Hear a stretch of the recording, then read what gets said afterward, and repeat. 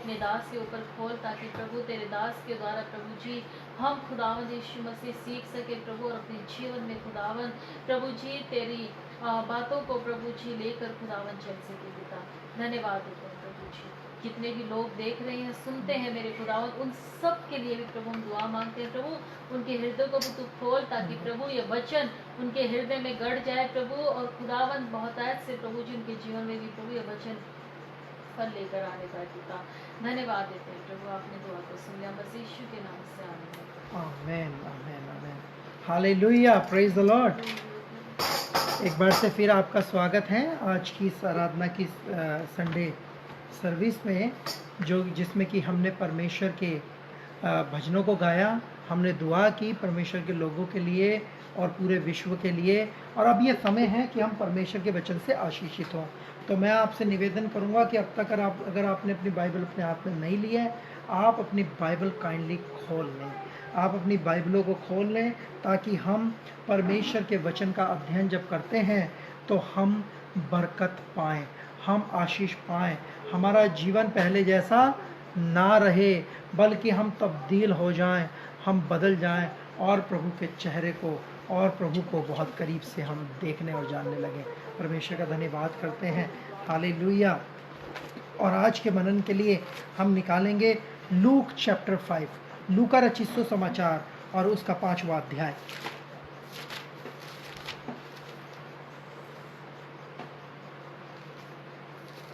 Look chapter 5।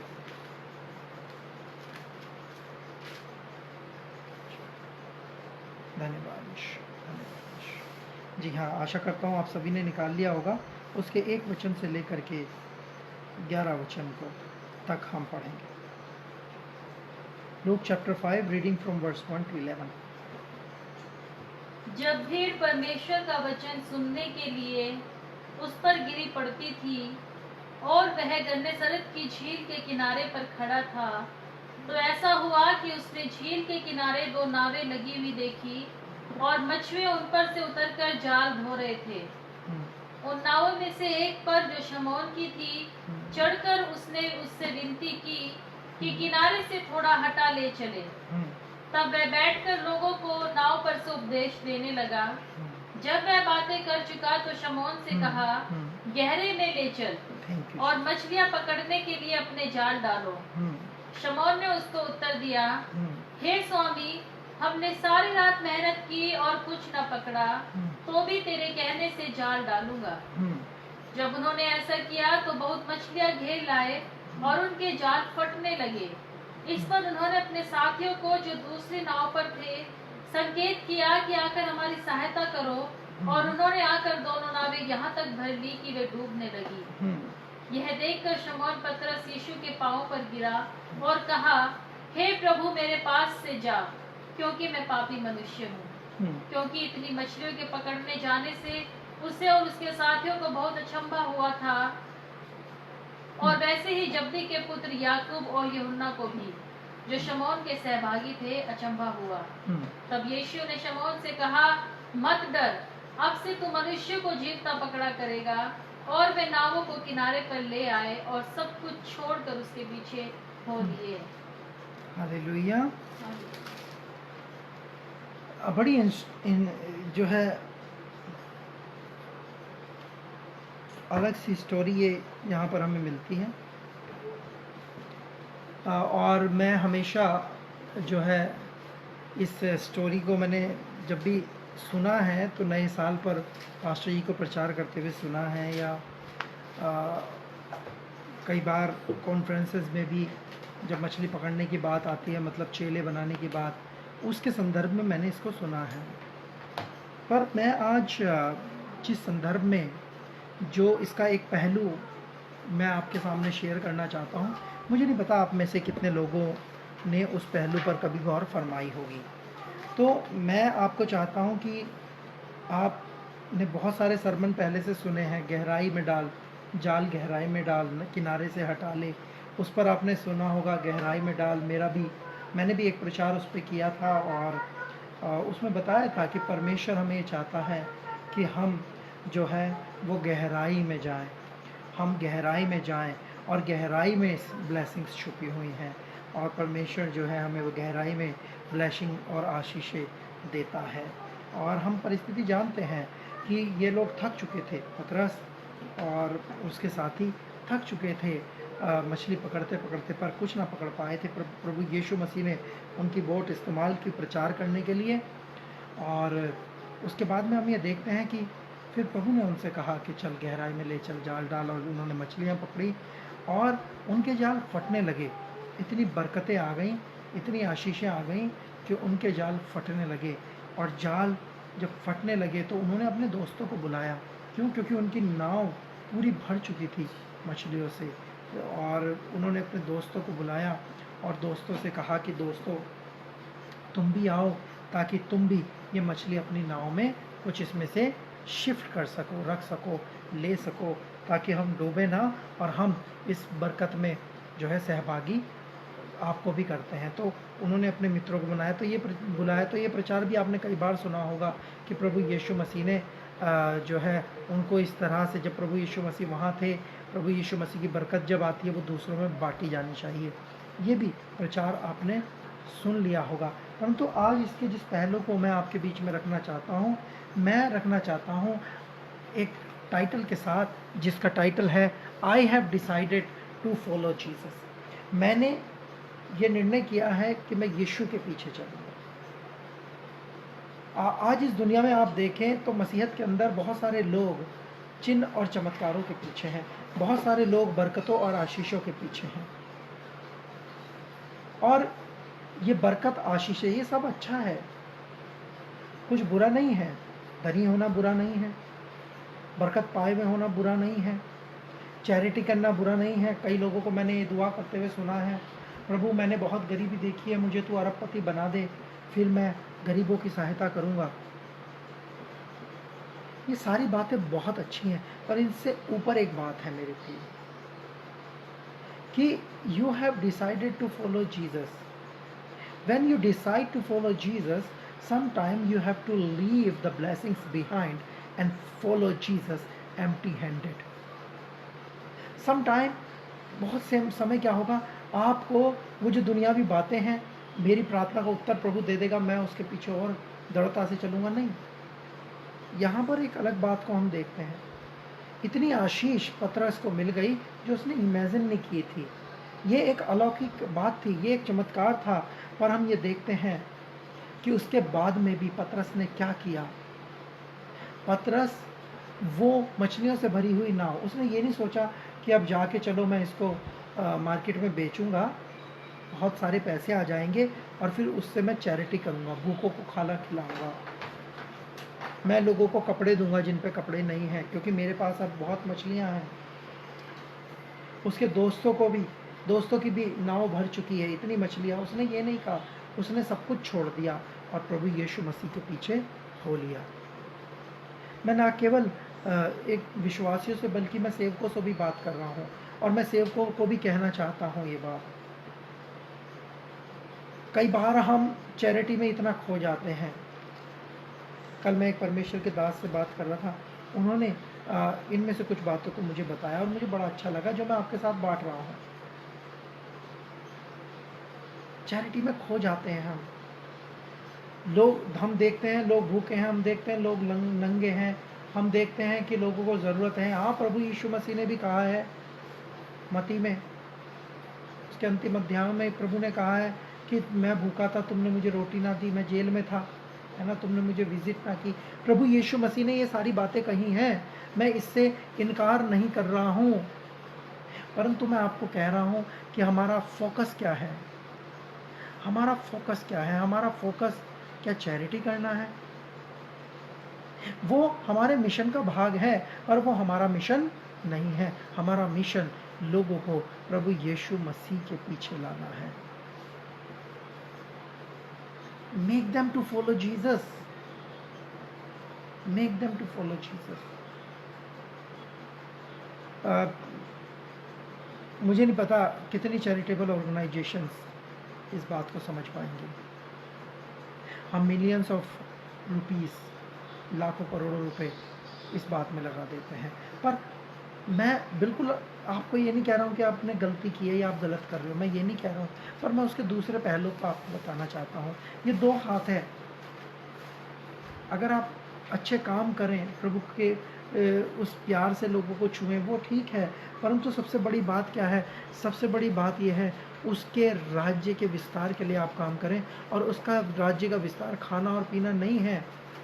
क्या हम भूल गए उस लाजरस की स्टोरी, जो गरीब था और धनी की देवटी पर पड़ा रहता था?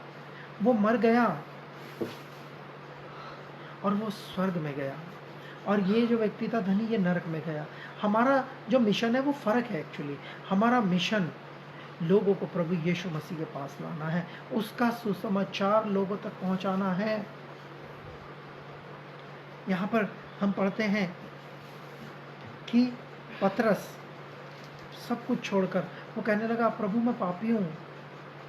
उसको पश्चाताप हुआ, उसने पश्चाताप जब किया, वो सब कुछ छोड़कर प्रभु के पीछे हो लिया। कई बार हमारी ज़िंदगी में बड़े बड़े अवसर आते हैं, याद रखिए, अवसर कई बार हमें अपनी ज़िंदगी में हमारे फोकस से हटा देते हैं, हमारे फोकस से हमें विहीन कर देते हैं। मैं एक पास्टर हूँ और प्रभु ने मुझे सेवकाई दी है, प्रभु ने मुझे सुसमाचार प्रचार करने के लिए बुलाया है। कल को हो सकता है कि कोई आके मुझे 10 करोड़ रुपया दे या 20 करोड़ रुपया दे, है ना, और कहे कि मुझे चैरिटी करनी है या ये बिज़नेस खोलना है और आप इसको खोल के बैठो और ये काम छोड़ दो, आप उसी में बिज़ी हो जाओ। तो क्या वो परमेश्वर की ओर से है? क्या मैं कहूँगा प्रभु तेरा धन्यवाद, तूने मुझे इतने पैसे दे दिए? नहीं मेरे प्रियो, वो परमेश्वर की ओर से नहीं है। हमारे जीवन के अंदर कई बार जो अवसर आते हैं, परमेश्वर हमें चाहता है कि हम उन अवसरों को भी छोड़ दें, उसकी महिमा के लिए, उसकी आराधना के लिए, उसके पीछे चलने के लिए, उसके राज्य के विस्तार के लिए, उसका सुसमाचार फैलाने के लिए। लिखा है, वो कहता है कि प्रभु मैं अभागा मनुष्य हूँ, तू मुझसे दूर हो जा। तब सिमोन पतरस को प्रभु कहता है, तू मनुष्य को जीवता हुआ पकड़ा करेगा। हमारा काम मनुष्य को पकड़ना है। Charity can be use as a tool to reach out people.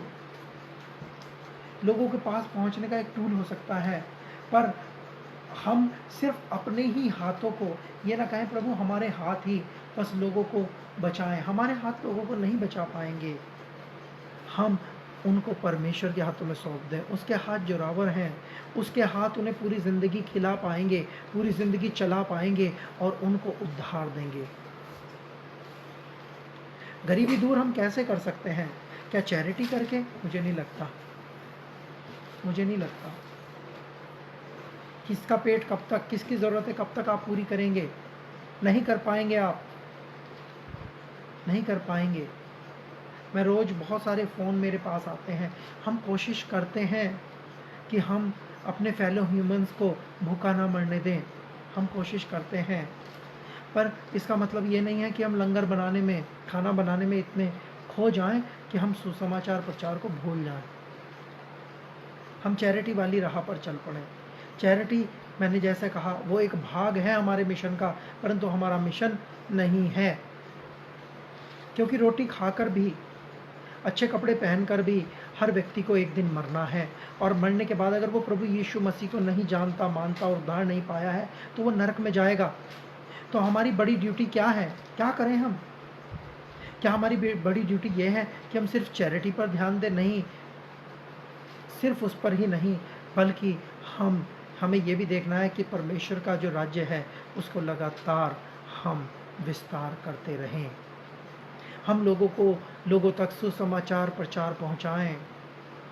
आजकल चर्चेस बंद थे बीते समय में, अब खुलने की बात आ गई है कि अगले हफ्ते से खुलेंगे। मैं आपको कहना चाहता हूं, जब चर्चेस बंद थे, कितने लोगों तक आप सुसमाचार प्रचार पहुंचा सके? कितने लोगों तक उस संदेश को पहुंचा सके जो उनकी ज़िंदगी को बदल सकता है, जो उनको नरक की आग से बचा सकता है? मेरे प्रियो, हमारी रिलीफ टेम्परेरी हो सकती है, पर परमेश्वर प्रभु यीशु मसीह का जो सुसमाचार है वो अनंत काल के लिए उनको बचा सकता है। तो इसीलिए हमें क्या करना है? पतरस ने क्या देखा? पतरस पूरी रात से मछलियां पकड़ रहा था, एक भी ना पकड़ी। प्रभु उसकी बोट को यूज़ करते हैं। प्रभु कहते हैं गहराई में ले चल, प्रभु कहते हैं गहराई में जाल डाल, और प्रभु उनके कहने से जब उसने गहराई में जाल डाला, इतनी मछली कि उसके जाल फटने लगे। इतनी ब्लेसिंग्स। हो सकता है कि आपकी सोच से कहीं बढ़ करके आपको अवसर मिले, आपको ब्लेसिंग्स मिले। पतरस को मिल गई थी उसकी इमेजिनेशन से बढ़ के, और उसने क्या किया उस ब्लेसिंग का? कुछ किया क्या? वो मार्केट ले जाके उसने उन मछलियों को बेचा कि चलो मैं चैरिटी करूँगा? नहीं, उसने प्रभु यीशु मसीह के पीछे चलना ब्लेसिंग्स को संभालने से अच्छा समझा। Lord I want to follow you. वो सब कुछ छोड़ के प्रभु के पीछे चल पड़ा, और प्रभु ने भी एक बात उससे कही। उससे पहले कहा, तू अब मनुष्य को जीवता पकड़ा करेगा। तूने मछलियां छोड़ी है, तुझे मैं इससे बड़ी चीज़ दूंगा। मनुष्य जो दुनिया चला रहे हैं, दिख रहे हैं, हाँ ये हैं, उनको तू पकड़ा करेगा। मैं तुझे मनुष्य का मछुआ बनाऊंगा। अगर हमें मनुष्य का मछुआ बनना है तो हमें इन सारी बातों से, आशीषों से, इन सारी अपनी मन की इच्छाओं से ध्यान तो हटाना पड़ेगा। अगर हम अपना ध्यान नहीं हटा पाएंगे तो बड़ा मुश्किल होगा, बहुत मुश्किल होगा हमें प्रभु के पीछे चलना। अगर हम प्रभु के पीछे चलना चाहते हैं तो हम ना केवल अपना ध्यान चैरिटी पे ही रखें, आशीषों पर ही रखें कि प्रभु ने मेरा ये काम नहीं किया, प्रभु ने मेरा वो काम। छोड़ दें इन बातों को। वो कोई काम करे ना करे, हम उसके लिए मरने के लिए भी तैयार हैं, क्योंकि हम जान गए, हम समझ गए हैं कि वो ही जगत का उद्धार करता है। बाइबल में हमें मिलता है मरियम और मार्था के बारे में। प्रभु यीशु मसीह गए, मरियम प्रभु यीशु मसीह से वचन सीखने लगी, और मार्था ने क्या किया? वो खाना बनाने लगी, और वो कहने लगी कि प्रभु मरियम को देख, ये तेरे पास बैठी है और मेरा हाथ नहीं बटा रही है। प्रभु ने कहा, मार्था, मरियम ने उत्तम भाग चुन लिया है। मार्था गलत नहीं थी। मार्था पहुनाई करना चाहती थी, अच्छे से अच्छा भोजन प्रभु के लिए बनाना चाहती थी, अच्छे से अच्छा प्रभु को देना चाहती थी, उसको तृप्त करना चाहती थी, पर वो समझ नहीं पा रही थी कि प्रभु यीशु मसीह का उद्देश्य इस जगत में आना, खाना पीना नहीं है। उसका उद्देश्य कुछ और है। उसका उद्देश्य क्या है? कि लोगों को परमेश्वर का वचन बता सके। याद रखिए, हमारा उद्देश्य भी वही है। हम चैरिटी करें। आप खूब चैरिटी करिए, आप खूब भूखों को खाना खिलाइए, नंगों को कपड़े पहनाइए, आप ये सारे काम करिए। हाँ, प्रभु ने कहा है, वचन में लिखा है, मैं इस बात से इनकार नहीं कर रहा हूँ, पर आप साथ ही साथ याद रखिए कि मुझे प्रचार भी करना है, मुझे उसके राज्य का विस्तार भी करना है। कहीं इन लोगों की जो जान है वो नरक में न चली जाए। अगर इन बातों को हम नहीं समझते हैं तो हम अपने लक्ष्य से भटक जाएंगे। हम जो है मरियम बनने के बजाय मार्था बन जाएंगे।